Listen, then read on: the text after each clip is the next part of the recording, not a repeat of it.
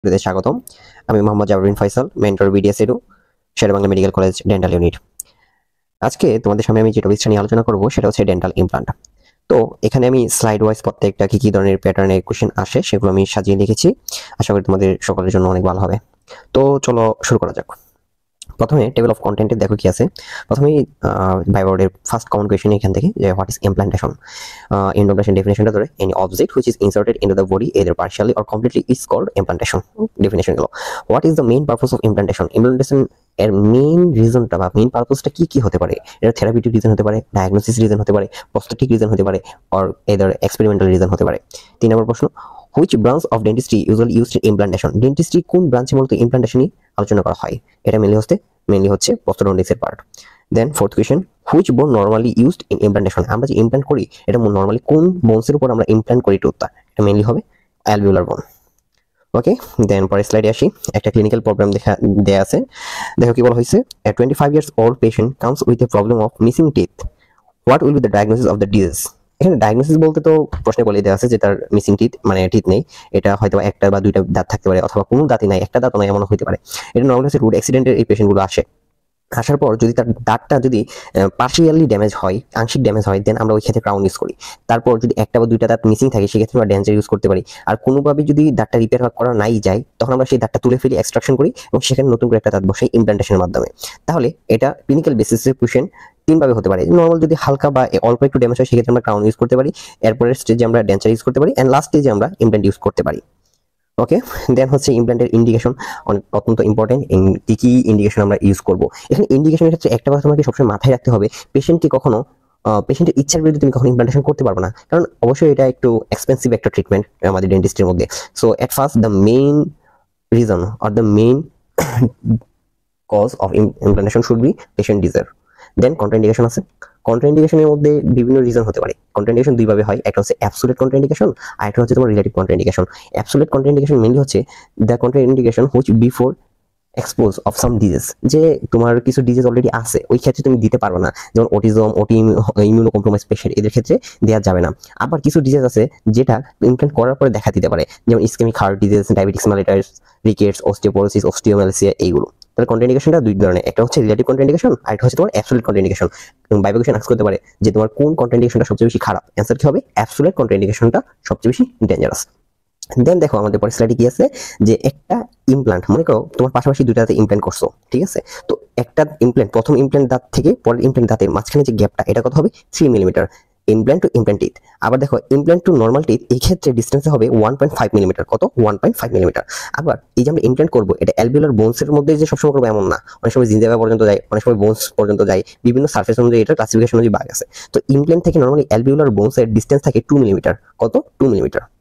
এরপরে এখানে তোমাদের একটা শর্টে আছে যে তোমরা অবশ্যই তোমাদের কমেন্ট বক্সে তোমাদের নাম, তোমাদের কলেজ এবং তোমাদের সেশনটা জানিয়ে দিবে আজকের ভিডিওটার পর। এরপর দেখো ইমপ্লান্টের ক্লাসিফিকেশন। ইমপ্লান্টের classification on the basis of implant ডিজাইনের উপর আছে, আবার হচ্ছে পার্টের উপর ভিত্তি করেও আছে। হ্যাঁ, এটা বিভিন্নভাবে হতে পারে। পার্টের উপর ভিত্তি করে হচ্ছে একটা হচ্ছে ডাবল পার্ট আর একটা হচ্ছে সিঙ্গেল পার্ট। ডাবল পার্টের মধ্যে ইমপ্লান্টের প্রত্যেকটা পার্ট সিঙ্গেল ভাবে দেয়া থাকে, আমাদের সেগুলোকে একসাথে করে তারপর ইমপ্লান্টেশন করতে হয়। আর সিঙ্গেল পার্টের মধ্যে all parts in one implant, মানে প্রত্যেকটা ইমপ্লান্ট একসাথে দেয়া থাকে, আমরা জাস্ট হচ্ছে কি ড্রিল করে অ্যালভিওলার বোনসে সেখানে আমরা ইমপ্লান্ট করে দিই। এটা হচ্ছে তোমার হচ্ছে ইমপ্লান্টের classification depending on material used. তারপর এখানে যেটা আসে সেটা হচ্ছে আমার বেস্ট ডক্টর, এখানে বলতে ডাক্তারদের রেফারেন্সে কি কি দেওয়া হয় সেগুলো, যে আমাদের স্যাররা যেটা সবচেয়ে বেশি কোয়েশ্চেন করে ইমপ্লান্টেশন থেকে, যে পার্টস অফ ইমপ্লান্ট, ইমপ্লান্টের কি কি পার্টস আছে। আমরা জানি ইমপ্লান্টের মেইন পার্ট আছে চারটা, একটা হচ্ছে ফিক্সার, একটা হচ্ছে cover screw or healing cap, 3 নম্বর হচ্ছে হিলিং অ্যাবাটমেন্ট, আর 4 নম্বর হচ্ছে ফাইনাল অ্যাবাটমেন্ট। আমি আবার বলছি, fixture, cover screw or healing cap, healing abutment and final abutment, এই টোটাল 4টা পার্টস। তারপর হচ্ছে যে metals used in implant. Implant আমরা নরমালি কি কি মেটালস ইউজ করে থাকি? আমরা নরমালি এখানে পিওর টাইটানিয়াম ব্যবহার করে থাকি, আবার টাইটানিয়াম অ্যালয় ব্যবহার করে থাকি। এখানে টাইটানিয়ামের কথা আসলেই টাইটানিয়াম অ্যালয় আসবে। আর টাইটানিয়াম অ্যালয়ের যে কম্পোজিশনটা আছে, হ্যাঁ, যে অ্যালয় মানে কি একটা বিভিন্ন মেটালস কম্পোজিশন, এই কম্পোজিশনটা তোমাকে আস্ক করবে। Then advantage and disadvantage of implantation, অবশ্যই এখানে তোমাকে ইমপ্লান্টেশনের কি কি অ্যাডভান্টেজ ডিসঅ্যাডভান্টেজ আছে এগুলো তুলে ধরতে হবে। তারপর দেখো এই চ্যাপ্টারের one of the most common question 3টা টার্ম আছে। হ্যাঁ, এই 3টা টার্ম একটু বেশি ধরে, সেটা হচ্ছে ওসি ইন্টিগ্রেশন। ওসি ইন্টিগ্রেশন জিনিসটা কি, এটা স্যার তোমাকে ধরবে। সেটা হচ্ছে যখন আমরা ইমপ্লান্ট করব, ইমপ্লান্ট আমাদের যে মেটালটা থাকবে এটা যদি সরাসরি হোস্ট বোনের সাথে মিশে যায়, তখন এই ক্ষেত্রে কোনো গ্যাপ বা ডিস্টেন্স থাকবে না, একে বলবো আমরা ওসিও ইন্টিগ্রেশন। আর যদি কোনো কারণে অ্যালভিওলার বোনসের সাথে ইমপ্ল্যান্টেশনের মাঝে একটা গ্যাপ তৈরি হয় এবং এই গ্যাপটা যদি কানেক্টিভ টিস্যু দ্বারা ফিল থাকে, তাহলে এটাকে আমরা বলবো ফাইব্রো ইন্টিগ্রেশন। কোয়েশ্চেন হবে যে ওসিও ইন্টিগ্রেশন ভালো না ফাইব্রো ইন্টিগ্রেশন? অবশ্যই ওসিও ইন্টিগ্রেশন ভালো, কারণ এই ক্ষেত্রে কোনো গ্যাপও নাই এবং এই ক্ষেত্রে কি কোনো ধরনের ওরাল ডিজিজ হওয়ার সম্ভাবনাও নাই। কিন্তু ফাইব্রো ইন্টিগ্রেশনে কি মাঝখানে কানেক্টিভ টিস্যু থাকে, যার কারণে এখানে ওরাল ডিজিজ হওয়ার সম্ভাবনা আছে।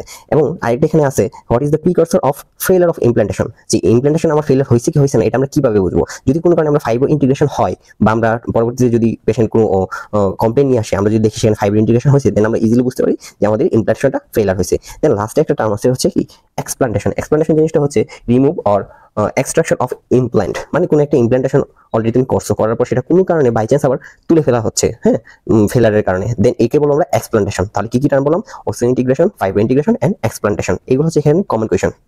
তাছাড়াও তোমার আরো বিভিন্ন কোয়েশ্চেন হতে পারে এখানে, যে একটা ইমপ্ল্যান্টেশনের কি কি ক্রাইটেরিয়া আছে সাকসেসফুল হওয়ার জন্য। সাকসেসফুল হওয়ার জন্য বিভিন্ন ক্রাইটেরিয়া আছে, হ্যাঁ, যেমন এটা কি এক্স-রে রেডিওলসেন্সি হতে হবে, এবং এই ইমপ্ল্যান্টেশন তুমি যেটা করবে এটা অবশ্যই পেইনলেস হতে হবে, ইনফেকশন থাকা যাবে না, নিউরোপ্যাথিস, তারপর হচ্ছে প্যারেস্থেসিয়া, এগুলো কিছুই থাকা যাবে না, এবং সাকসেসফুল রেটটা কত থেকে কত পার্সেন্ট হয় এটাও কোয়েশ্চেন করে। নর্মালি একটা ইমপ্ল্যান্টেশনের সাকসেসফুল রেট মিনিমাম 80% হতে হয়। কত পার্সেন্ট? মিনিমাম 80% হতে হয়। এবং ইমপ্ল্যান্ট করার পর স্যার জিজ্ঞেস করতে পারে, ইমপ্ল্যান্ট যে তুমি করবা এই বোনসটা কি নড়াচড়া করতে পারে? অবশ্যই এটা ইমমোবাইল হতে হবে, মানে এটা নরমক্ষম হওয়া যাবে না, ঠিক আছে? আচ্ছা, তারপর হচ্ছে এখানে মেইনটেনেন্স একটা প্রপার একটা সিস্টেম, হ্যাঁ, স্যার আস্ক করতে পারে যে একটা তুমি পেশেন্টকে মেইনটেনেন্সের জন্য কি কি অ্যাডভাইস দিতে পারো। তো এটা প্রথম হচ্ছে যে আমার দাঁত আমার কাছে, সাপোজ তুমি যদি পেশেন্ট হও, তোমার দাঁতের যত্ন তোমাকে নিতে হবে, হ্যাঁ। যে রোগী তাকেই তার রোগের সেবার সবচেয়ে বেশি মানে কি বলে এটাকে যে সজাগ থাকতে হয় এই বিষয়ে। প্রথম হচ্ছে প্রপার হোম কেয়ার থাকতে হবে, যে তার বাসায় ফুল রেস্ট নিতে হবে এবং ডাক্তার যে সব অ্যাডভাইসগুলো দিবে সেগুলো নিতে হবে, এবং যেগুলো ড্রাগ দিবে সেগুলো ড্রাগগুলো রেগুলারলি খেতে হবে। তারপর হচ্ছে অ্যান্টিমাইক্রোবিয়াল এজেন্ট। অ্যান্টিমাইক্রোবিয়াল এজেন্ট হিসেবে আমরা নর্মালি আমাদের ল্যাবে ডেন্টিস্ট হিসেবে আমরা সবচেয়ে বেশি যেটা ইউজ করি সেটা হচ্ছে ক্লোরোহেক্সিডিন গ্লুকোনেট। আমি আবার বলছি, আমরা ইমপ্ল্যান্টেশন করার পর অ্যান্টিমাইক্রোবিয়াল যে এজেন্টটা সবচেয়ে বেশি ইউজ করি সেটা হচ্ছে ক্লোরোহেক্সিডিন গ্লুকোনেট। তারপর হচ্ছে আমরা নর্মাল রিকল ভিজিটে যাই, যে ডাক্তারের ইমপ্ল্যান্টেশন তো একদিনে হয়ে যায় না, আমাদের ধাপে ধাপে আবার ডাক্তারের সাথে দেখা করতে হয়। প্রথম যে রেগুলার রিকল ভিজিট হচ্ছে সেটা হচ্ছে 3 মাস পর পর দেখা করতে হয়, আর পেরিএপিক্যাল রেডিওগ্রাফসের জন্য আমাদের 6 মাস পর পর দেখা করতে হয়, ঠিক আছে? এই আর কি ওভারঅল। আরেকটা কোয়েশ্চেন এখানে ক্লিনিক্যাল কোয়েশ্চেন আসতে পারে, সেটা হচ্ছে যে what is rescue implant? Rescue ইমপ্ল্যান্টটা কি? সাপোজ মনে করো তুমি একটা ইমপ্ল্যান্টেশন করতে গেলে তোমার তো বুঝতে হবে যে ইমপ্ল্যান্টেশন তুমি করতে গেলে কতটুকু ছিদ্র করতে হবে, বা তোমার সেই হিলিং ক্যাপ বা হিলিং অ্যাপার্টমেন্টটা ঠিক কতটুকু জায়গা মানে কতটুকু সাইজের হতে হবে। যদি কোনো কারণে সাইজ ছোট হয়ে যায় বা বড় হয়ে যায়, তোমার কিন্তু ফেলার অফ ইমপ্ল্যান্টেশন হবে। এই যদি ফেলার অফ ইমপ্ল্যান্টেশন হয়, দেন কিন্তু কি পেশেন্টের ওই জিনজাবা ফুলে যাবে, তারপর হচ্ছে তোমার পেন দেখা দিবে, ইনফেকশন দেখা দিবে, নিউরোপ্যাথিস হবে, হ্যাঁ, এইগুলো দেখা দিবে। তো ওই ক্ষেত্রে যখন পেশেন্ট এগুলো অবজেকশন নিয়ে আসবে, দেন তোমাকে কিন্তু কি করতে হবে, আগে তুমি যে ইমপ্ল্যান্টেশন অলরেডি দিছো সেটা কি আবার তুলে ফেলতে হবে। এই যে একটা ইমপ্ল্যান্টেশন নষ্ট হয়ে গেলে, তো আমরা কি করবো, একটা নেক্সট সাইজ, সাপোজ আগে ছোট হয়ে গেছে, এখন কি এর চেয়ে একটু বড় ইমপ্ল্যান্ট আমাদের ব্যবহার করতে হবে, অথবা আগে বেশি বড় হয়ে গেছিল এবার কি একটা ছোট সাইজের ইমপ্ল্যান্টেশন ব্যবহার করতে হবে। এই যে তুমি ছোট সাইজ বড় সাইজের একটা ইমপ্ল্যান্টেশন ব্যবহার করতেছো, আগেরটা তুলে ফেলে, এই ওভারঅল প্রসিডিউরটাকে আমরা কি বলবো, রেস্কিউ ইমপ্ল্যান্ট। কি বলবো, রেস্কিউ ইমপ্ল্যান্ট। এখান থেকে আরেকটা কমন কোয়েশ্চেন আসে, সেটা হচ্ছে যে একটা ইমপ্ল্যান্টেশন যে ধাতটা আমরা ব্যবহার করি, তোমার মনে প্রশ্ন জাগতেই পারে যে আমরা নর্মালি দাঁতে যে প্রেশারটা সহ্য করতে পারি, ইমপ্ল্যান্ট করাটা দাঁতটাও কি সেম প্রেশার সহ্য করতে পারে কিনা? হ্যাঁ, সেটা সেম প্রেশার সহ্য করতে পারে, বরং নর্মাল দাঁত থেকে একটু বেশি চাপ সে সহ্য করতে পারে। 35 নিউটন টু 45 নিউটন সে প্রেশার সে কি করতে পারে, সহ্য করতে পারে, ঠিক আছে? তো এই ছিল আজকের ওভারঅল ইমপ্ল্যান্টেশন নিয়ে ভিডিও।